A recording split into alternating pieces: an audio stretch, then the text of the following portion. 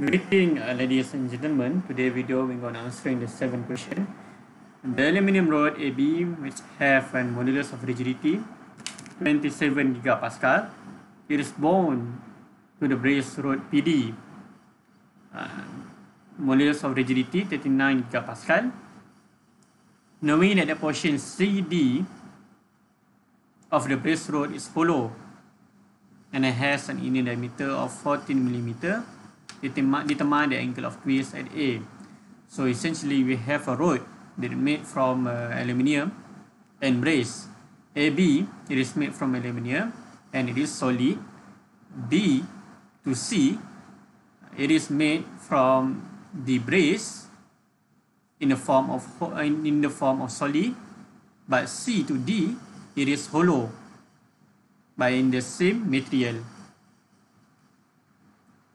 which is brace, which at point C to D, it have an inner diameter. Since that is hollow, you will have an outer diameter and you will have an inner diameter.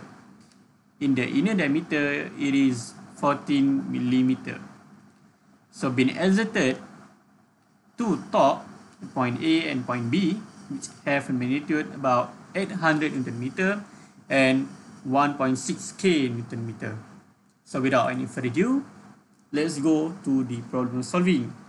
In the problem solving, first thing first, you need to know what is the point of analysis.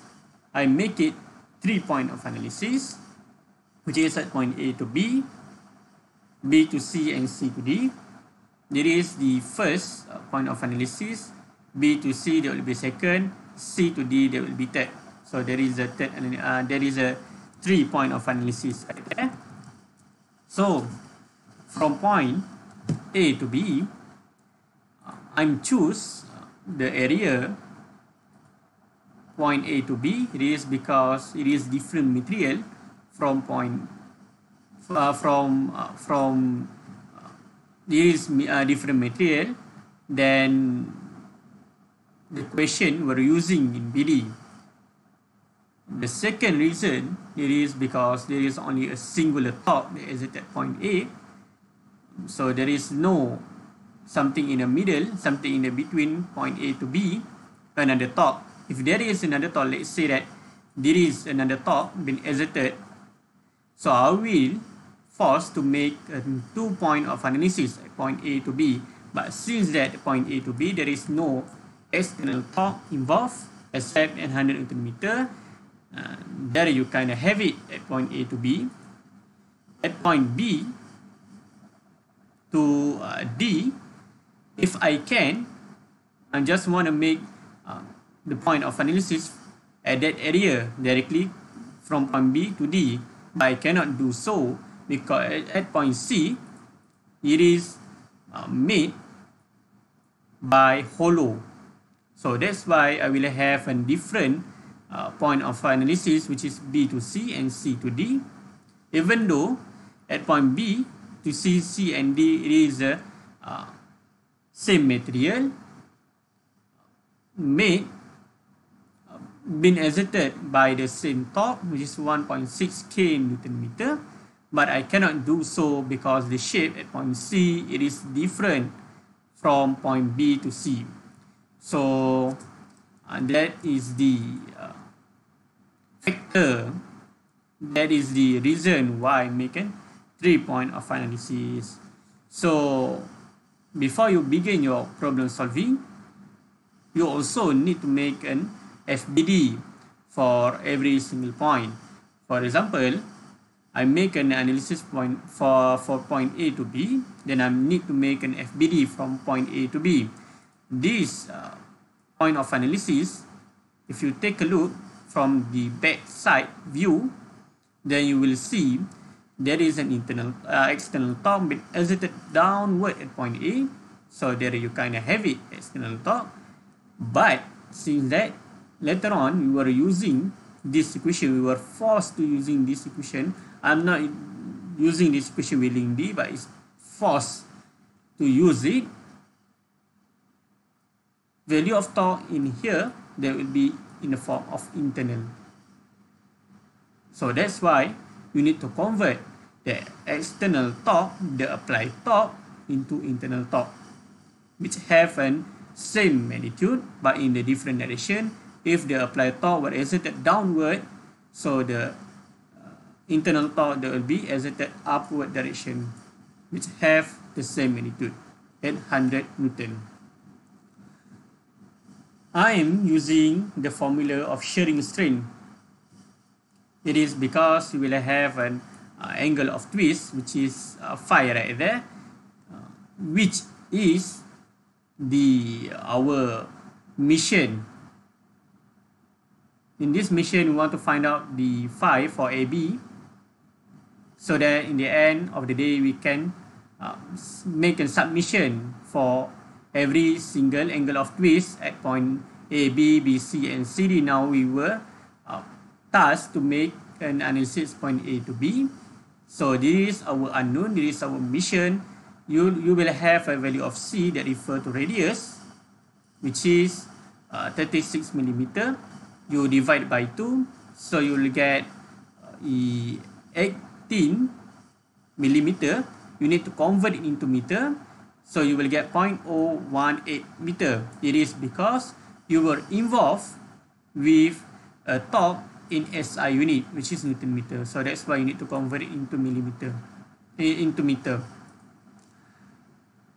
So you will have a value of C. You don't know what is the value of phi, since there is the question. You know what is the value of L, which is refer to length at point A to point B, which is 400 millimeter. And once again, you need to convert into meter. So you will get 0.4 meter right there. The value of shear strain, you don't know. We will have another relationship for shear strain, which is equal to tau maximum refer to shear stress over by G, which is over by modulus of rigidity.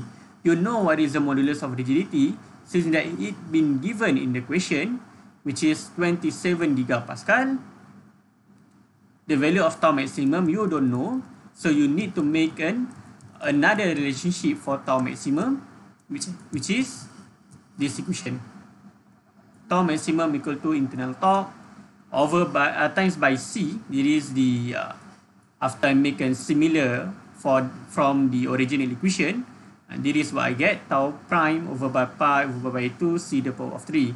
But the original equation that will be tau prime times by C the power over by pi over by 2 C the power of 4. So I make it more, I simplify it. I cancel out the value of C in the upper side to the C in the lower side. Thus you will get tau prime over by pi over by 2 C the power of 3. Right there. Pi over by 2 C the power of 4, it is referred to polar moment of inertia, which is this stuff below. It is polar moment of inertia for solid shaft. It is different from hollow shaft. Hollow shaft, you will have another formula that which we will go through later on.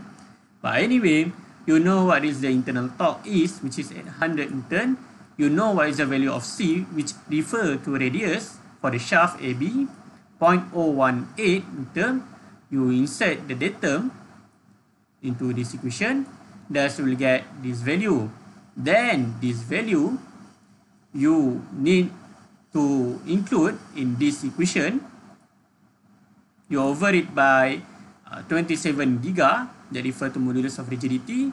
Thus you will get this value, which is 3.2344 times by 10 the power of negative 3. That is the shear strain from the point A to B.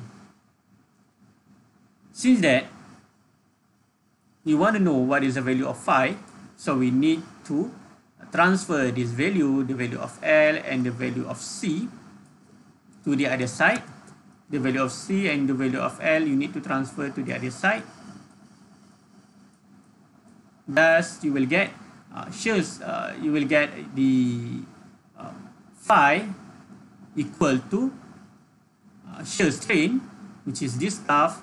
You times it by length, which is 0.4, refer to the distance between point A to point B, over by the C, which is referred to radius 0.018 meter.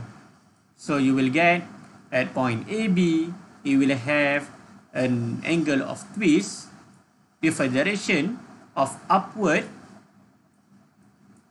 direction 4.12 degree in the form of degree. When you were using this equation, you will get the value of phi in radian, in rate. But you need to convert it into degree. So you times it by 118 degree over by pi, you will get 4.12 degree right there for angle of twist point A to B. Now, make a similar procedure into the second point of analysis, which is point B to C. But at the point B, the value of torque you need to plus it by 800 Newton meter. Because the direction, if you take a look in the back view, you will see that point A, there is a torque exerted downward. At point B, there is another torque exerted downward direction also. So you need to submit these two values, which attempt to know what is the tau internal torque at point B. So you times it, you times 1.6 kilonewton meter by 800 Newton meter, you will get 2.4 Newton meter, 2.4 K Newton meter, which is 2.4 K Newton meter or 2400 Newton meter exerted downward at point B. But since that we were involved with this equation yet again, we need to transfer it into internal torque. There you kind of have it, tau prime exerted upward direction at point B. You were using the shear strain equation. You don't know what is the value of pi right there. You don't know what is the value of shear strain right there. So you need to you need another equation. Then you need to find out the tau maximum. You using this equation, you get the tau maximum. You bring back this equation downward and include the tau maximum. You will get 1.451 times by 10 to the power of -3. Then you need to bring back the core equation downward direction. You bring back this equation downward. Then you transfer the value of C and L into the other side. You calculate the value of phi. And you will get in the form of rate. You need to convert into degree. Thus you will get 1.039 degree for angle of twist at point B to C. Now, it is only a singular phi you need to find out, which have the same procedure before. So this is the FBD at point C to D. You will have a similar torque, which is 2400, which you will have a similar value of internal torque as before. You're using the shear strain formula. The value of C, it will be the outer diameter, the outer radius for the shaft CD. It is because we were involved in maximum shearing strain that will give you the maximum angle of twist. So that's why the value of C, you need to use outer diameter, which is 0.03 meter, same as before. You will have the similar the length about 0.25 meter. You don't know what is the shear strain right there, so you were using this equation. Since they've been given G, you don't know what is the tau maximum. You need this equation to solve that problem. Now, tau maximum or shear stress equal to torque prime. you times it by C, that refer to the since that we were dealing with tau maximum or shear stress, maximum shear stress, the value of C, the radius right there, that will be the outer diameter, the outer radius. So that's why C maximum. Later on, the C maximum, you need to taking count as radius, the outer radius, which is 0.03 meter right there. So the value of J, the polar moment of inertia, it is not the same as before. If I said that before, the polar moment of inertia for solid cylinder, that will be pi over by 2, C the power of 4. Now you were dealing with the hollow cylinder, so the polar moment of inertia, that will be different. So there you kind of have it. This is the formula for polar moment of inertia for the hollow shaft. Pi over by 2, C 2 minus by C1, C2 the power of 4 minus by C1 the power of 4. C2 is referred to outer diameter, C1 is referred to inner diameter. The inner diameter being stated in the equation, which is 14 millimeter. You divide by 2, you convert into meter, you will get 0.02 millimeter, 0.02 meter right there. So you find out the value of polar moment of inertia. This is the value. You bring back this equation, you insert this value, then you will get the tau maximum equal to 70.52 megapascal. You bring back the second equation, you include the tau maximum, over it by modulus of rigidity. This is the value for shear strain at point C to D, 1.81 times by 10 the power of negative 3. Then you bring back the core equation. You transfer the value of C and L to the other side. You leave the phi alone. Then you will get the angle of twist about 0.0151 in the form of rate. You need to convert it into meter. You need to times it by 118 degree over by pi. You will get 0.86 degree. Thus, this is the submission for the solution. After I'm talking for a while, and this is my woman, my boys and ladies. Finally, I can take a breath. So, for the angle of twist at point A, you need to, has been written in the star in the sky. Tau A, phi A equal to phi AB plus by phi BC plus by phi CD. Since that you know what is the AB, phi BC and CD, you need to just submit all of it that refer to its direction. For example, for the phi C to D, the direction will be outward. The direction for the phi BC, that will be upward. The direction for the phi AB, that will be upward. So you can submit all of it. Thus you will get 6.02 in the form of degree. But if somehow this value, it is not upward, it is downward direction, then 0.86, we need to minus it, because we assume upward as positive. So if the direction for the angle of twist at point C to D, it is downward direction, we need to minus it. But since that it is not the case, so we just submit all of it that refer to its magnitude and direction. So you will get 6.02 degree. So I think that's all for today. Thank you for watching and have a nice day.